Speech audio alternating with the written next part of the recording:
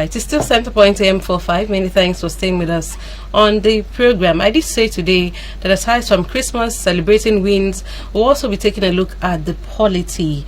That's right, we're talking about the journey to the 2023 general elections. And I get to be joined by beautiful women who are diasporans, and they're here to tell us their mindset about the elections, the preparations, the campaigns, and all of that. Join me in welcoming our guests. I have just seated by my side Dr. Itawan James. She's based in California. That's right. Thank you so much for joining us. She's always she's a usual face here on our programs on the Automated TV Broadcasting. We also have Miss Obot Okoko. She's based in New York. That's right. Thank you so very much for joining us this morning. Thank you. Yeah, it's a pleasure to have you both. Thank you. I do see your faces on the campaign trails of Pastor Moino. Yes. Yeah. How does it feel? You know, what have been your observations? Okay, let me ask this first. The elections in 2015, were you on ground? 2019 is quite close. Were you on ground?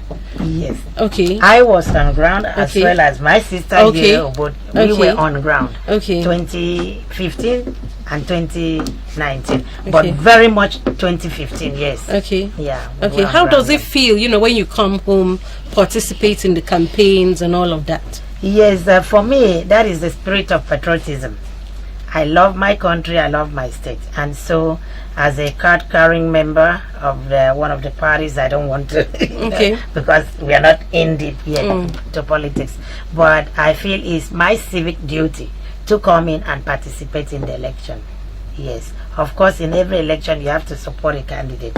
Okay. And so that's why I'm here, as well as my sister, and we have other diasporans who are also here. Okay. Okay. How do you feel? You know, when you come back home, participate in the campaigns. What are your observations and all of that? Well, they say charity begins at home. So every election, I am here to participate from grassroots campaign, and that is what we do. We want to understand the language of the people on the ground. We want to understand their cries, what they are yearning for. You know, we want to see how we can take that cries, what they're looking for in the candidates. Okay. If they cannot get to the candidate, to them, because sometimes they look up to us as diasporans, that we can speak up to them. And that is why we come here. I vote here. There is no election that I don't come to vote. Okay. And I believe when we come again to vote, we will vote for the people that represent the people. We want the people that will cry, hear the cry of the people, and understand why are they crying. When they understand why they are crying, then they will implement and clean their tears. I'm not here to sugarcoat for anyone. If you do not do well, I'm campaigning for you. My big mouth will be out there. So I'm here to campaign for the change, for implementation of good things, that everybody will go up there and the whole world will see Akwa Ibom is changing for the better. And the people that we elect is changing the masses for the better. Okay.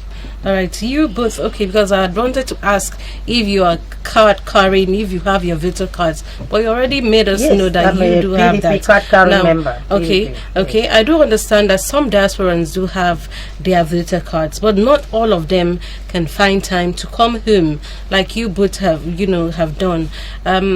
What would you expect? The Electoral Act has been passed already, with regards to the 2023 general elections.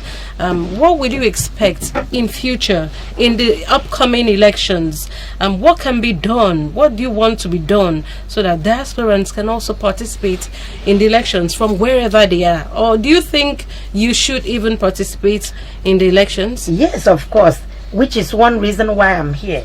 Okay. But yes, because of different schedules, work schedules and family engagements, not everyone who would want to come out here to support or to vote are able to do that. But if it's possible, I will advocate that the diasporans also need to be included somehow, because I read in the business day.nigeria.com, Okay. and it shows that diasporans, especially Nigerian diasporans, they are the ones with the greatest GDP that has contributed to economy of this country. Okay. And so if we bring that economic value, we should also be able to come in and vote, or even make ways so that we can even vote online. We live in the US where you can vote online. You can vote at any point in time. You can submit, either you go physically to the polling station or booth and vote, or you vote ahead of time. So by we mail. should, yeah, by mail or online. So if we have that kind of this thing, access for us to vote, yes, there are lots of diasporans who are willing and are ready to vote.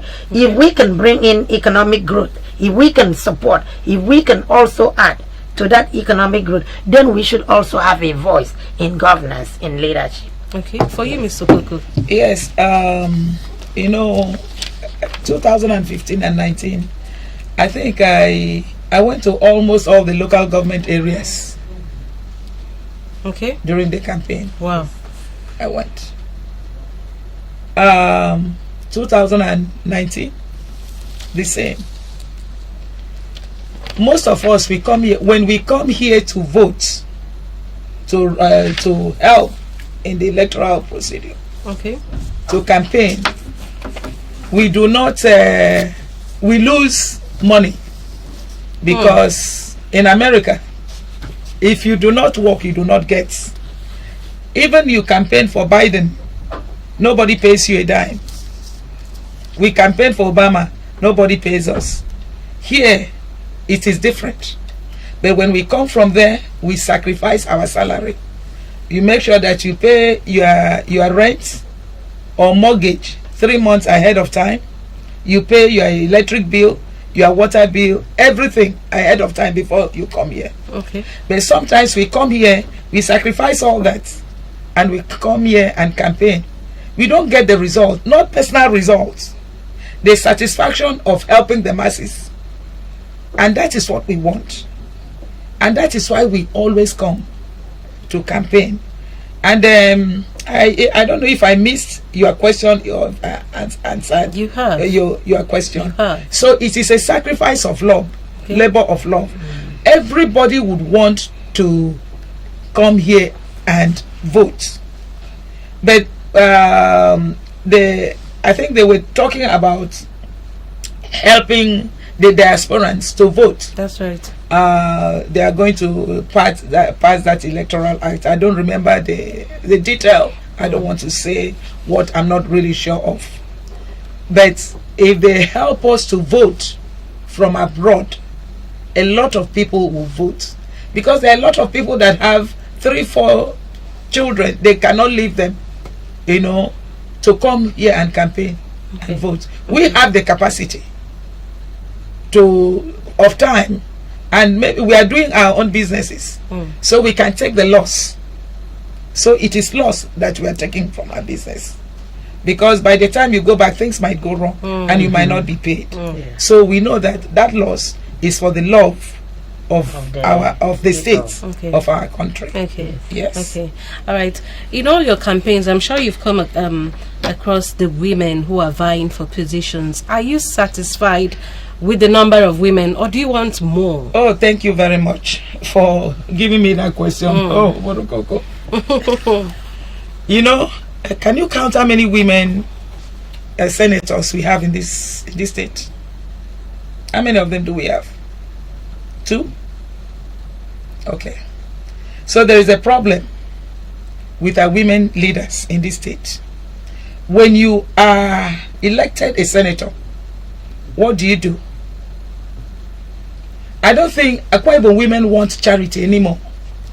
We have very educated women in this state. We do not want to vote women when they go there they suppress other women that have the capacity to come. We don't want you to avoid women that are also intelligent, intellectuals. They can speak for themselves, they can speak for their community. Because some of us, even men, they are threatened when they see women that can speak up. They see it as a challenge. It's not a challenge. You know, we want you, political women leaders in Akwa Ibom. Mrs. Akon Enyanyi is a senator. That's right. Mrs. Ekaitu Ford was a senator. Apart from that, no other women senators anymore. So, Mrs. Ekaitu Ford, I think she's... Helen Eswene. Yes, was a senator. So, I'm mentioning your names now. As I mention your name, you retired or not. If the men are trying to suppress your urge, your strength to bring other women to political leadership, let us know. I'm mentioning your names. Help other women that want to come forward. Because you've sown this, you have to sow the seed. You know, when we harvest you, we want other seed to grow. So that is mentorship. Mentoring. Bring them up. People, yeah. Bring the young women up. Yeah. You know, to grow. So we don't want charity. The women don't want charity. You give them the political capacity to be what you are for tomorrow. Okay. And it will be generated. Thank you. All right. When you take a look at the population of women, quite larger than that of the men, and then you see women come out to vie for positions against the men. We're not doing a gender war here, but why can't the women win? Well, in this part of the world, I think when we talk about politics, they think politics is for men. It's a man's thing. But it's not. Because a man has one head and a woman has one head. And don't they say what a woman can do, a man can do, a woman can do even better? So there are women that are groomed, or naturally they have that innate skills, ability that they were born with to advocate, to do things. So they just need encouragement. Some, it could be because of the kind of men that we marry, that they feel threatened when their wives want to come out to do something. But in this world, we need to support each other. If the man has that skill, you support the man. If your wife has that skill, thankfully, my husband supports me to be what I want to become. Okay. He knows I have that zeal, I have this interest, and he supports me. So we want men, if the men can support their wives, their sisters, their neighbors, friends, to become what they want to become, then the world will be a better place. In most cases, give a woman, women in leadership, they do well. I'm not saying men don't do well, but women, because they're coming in with that motherly touch. Yes. Okay, I'm coming. Okay, these are my people. These are my constituencies. I need to do something. So with that gift that God gave to us, we use that and enhance it and then help out. So yes, I want the women to come up. I want the women we have now to help the younger ones, groom them to come up, because someday they'll be retired and somebody needs to take over. So in every profession, it's like that. You retire and some other person takes. But when you did not groom them, then they can't function. There is a vacuum. Yeah. Okay, now taking a look at the gubernatorial candidates in Akwa Ibom State, we have Senator Akwa Ibom as the running mate for Pastor Mono. That's under the People's Democratic Party. How does that make you feel? Let me begin with Okoko. Okay, when you said, how does that make me feel? In what way? Given her years of experience, her running as deputy governor, and then for the own people, Yes. Mrs. Akoni Enyanyi, she's been a very lucky woman. She's gotten it. She has made it. most time very easily. Most time she has put the work for it. She has the capacity. So her new capacity that is coming up now is to be a deputy governor when they win the election. So I've heard the agenda of Umano. I hope they're speaking in the same language. Okay. We don't want a silent deputy governor. The silent in what I mean, I don't want her to challenge the governor. Okay. But a deputy governor that will help the governor achieve their goals, their aims and goals. And being a woman, she has to be biased. Okay. I'm asking Mrs. Akoniya, doctor, to be biased in helping women. My makeup center. Try and help the women that have the capacity to come up. You know, strategize women in different angles that you know. We are more in population. Women, we are more in population. In fact, I don't want the women to be seen on the street standing and clapping hands for them anymore. They have to be utilized better than standing on the road and shouting, because that is economic waste. Yeah. Those women can be making money as at that time. Why are they under the sun shouting when they can be making money? So there are certain things I want her to do and give women that empowerment of self-sufficiency and self-worth. You know, readdress what a woman can achieve without standing on the sun. It's not a way to live. I don't like it. Okay. But I know she is a woman of capacity. She's gone to school, so she has to help other women to get to that point, especially women that have the capacity to do it. Give them encouragement. You can be what I am. So ma, I leave it up to you. So after 4 years or few years, we are going to assess her. You know, in fact, I'm giving her 2 years to assess when her. she When wins. she wins, Okay. when they win, when Okay, one they wins. win. I'm giving them 2 years, you know, to assess, not 4 years, to assess what she's going to do for women, how many women they have brought and have raised in political field. Okay. If not so, we will talk. Okay. All right. Dr. James, now I know you are from the Diaspora Directorate Yes. of the Umoino Campaign Organization. Now, from his 5-point agenda, what are your thoughts on all of these vis-a-vis for the good of the state? Okay. Yeah.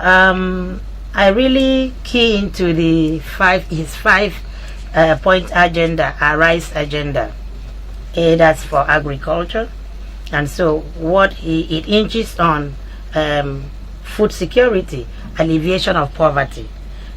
So in that particular Arise agriculture, that is going to give loans, women or men will be accessible to loans for peasant farmers.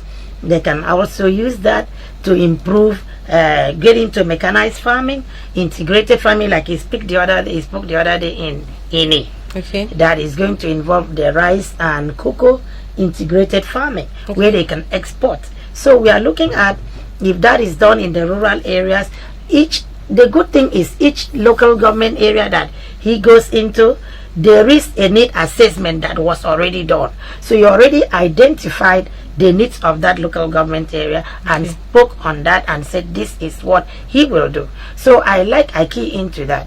And then as far as the rural development, yes, roads for the rural areas, potable water supply, which we really need it, power, electricity, because without electricity, I mean, even the small scale business people cannot even manage their, cannot function. So we need that, and he has promised that in his agenda. And then of course infrastructure. Okay. We need good roads, we need schools, we need a good education for the people, because if we don't have good education, then it amounts to nothing. Because our people, our youth, even everyone needs to compete with what is going on in the outside world. He talked about ICT. I think that he mentioned in Ikorabasi. He's going to make that an ICT hub. So the youth will learn different skills and then can compete, and then can even stay while you're staying in your home and make money. I'm not talking about Yahoo, but making legitimate money. So it's agenda, I really key into it. And then of course, safety and security. Because of unemployment, the youth get into all sort of unrest and all sort of vices. So he has promised employment for the youth and for everyone. Skill acquisition, where you get your skills and then you use that not to just become a skill job seeker, but a job creator. You create wealth where you turn around and also employ others. So I like that. And of course, economic development. So I key into all those 5, and I think it's very good, and I trust him that he will deliver by God's grace when he gets in there, because he is a man that has been tested, proven, and he has the capacity. We call him Mr. Character, capacity, competence, and compassion. So he has the capacity. Looking at his businesses, he's thriving. He's been thriving. Royalty just celebrated 25 years. So he is here, homegrown. He knows the people. He knows the yearning of the people. And so I trust and I believe, yes, that he'll be able to create the job employment for the teeming youths. And then we'll see Akwa Ibom at a different level. Okay. We are good, but we'll be better. Okay. Under Pastor Moino. Okay. All right, Mr. Okoko, yes. Your thoughts on, the vision of Pastor Moino? Yes. Pastor Moino is the very first day he spoke with me, he struck me as a very humble man. When you are humble, you allow the Spirit of God to guide you. He didn't know me, but he was so humble on the phone. So I really believed he's going to be led by the Spirit of God. I'm looking at his 5-point agenda now. Okay. I have seen it. He was in the tourism industry. I don't think I'm satisfied with tourism in Akwa Ibom. That is not very satisfactory, because there are a lot of tourist side in this state that is underutilized, not utilized at all. I don't know how many commissioners, how many governors have really gone to several tourist sites, historical sites in Akwa Ibom, if they know the history of that. I don't know who has gone to Lord Lugard House that is falling apart. I don't know who has gone into the bunker where they used to put in slaves before they export them. None of that is being used. That's his tourism side. Okay. Ghana is making a lot of money with that. Even Obama went to Ghana, and somewhere slaves were taken to, and we have it right here in Ikorabasi. And we are talking of tourism, and it has never been done. We are not doing anything about it. So tourism this time should not be in the media. It should not be used as a campaign tool. You say it and you do it. Environmental issue. We were driving down here. The road is just behind the government house. OMG. I said the governor doesn't pass here. The government official doesn't pass. They don't pass here. They don't come to this place for interview, or you go there to interview them, because that road is a mess. There is filth all over. It has taken over the road, and it's just behind the governor's, beside the governor's way to the governor's house. What is environmental control there? So when we are talking about this, we have to do it. And he's in this present government. So I want Pastor Moino to drive through that road and see what he can do before he start another campaign. Actually, Yes. let me say something. That is captured in the Arise agenda. I think I see what, not just think, is the environmental sustainability. Yes. Okay. Yeah, so which it talks about, I mean, even refuse and all of that, how we'll be managing that, you know. So that is captured, Okay. yes.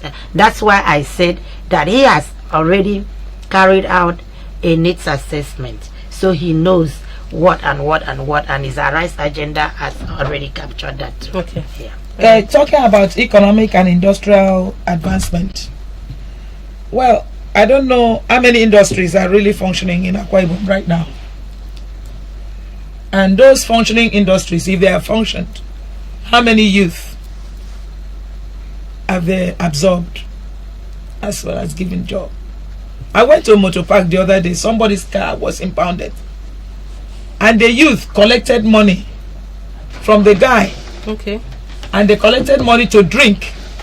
Said, this park, they gave them, this is what the government gave them. So the money they collected from the empowerment, impounding that car, Okay. is not utilized. They just Okay. use it to drink. Okay. So in all of Yes. these, you're looking forward to a better A be- Akwa Ibom. a Yes. better An Akwa Ibom where Akwa Ibom. people keep to Yes. their promises. Exactly. Where our leaders keep to their promises Yes. and all of that. And Okay. follow it up. Okay. Okay. All right. I'm afraid time is no longer on Oh, our it side. is also- We have to wrap it up. But it was good to get your mindset. Get your perceptions of all of these campaigns. What you're looking forward to, and Merry Christmas to you. Yes, both. But Yeah. I just want to, I know time is out, but I just want Okay. to say that even Okay. in the diaspora that Okay. we support him. Okay. And we have Team Umoino, we have Diaspora Directorate, Okay. and then we have Arise and with Umoino and all of Okay. that. Okay. So, but we want people to go out, get their PVCs. When And the vote. time comes, they vote. Okay. All We right. want you to vote. If we can come from there to vote and campaign, you don't have any reason excuse. not to do that. All right, Yeah. you've heard from our guests Yes. this morning. When the time comes, as soon as INEC open up their offices for people to go get their PVCs, especially for those who are yet to collect, please do so. Your vote counts. Go get them. When the time is when it's time for election, you go out and vote. I want to thank our guests for having found time to be on our program this morning, and our previous guests. Like I said earlier on, it's the last edition. So once again, thank you so very much for having been part of Centerpoint AM 45 from the beginning of 2022. We look forward to you joining us next year for more exciting editions of the program. On behalf of my colleague Samuel Aya, and of course the entire crew of Centerpoint AM for our producer, Mr. Kun David, thank you so very much. Do have a beautiful, beautiful Yuletide holiday. Bye.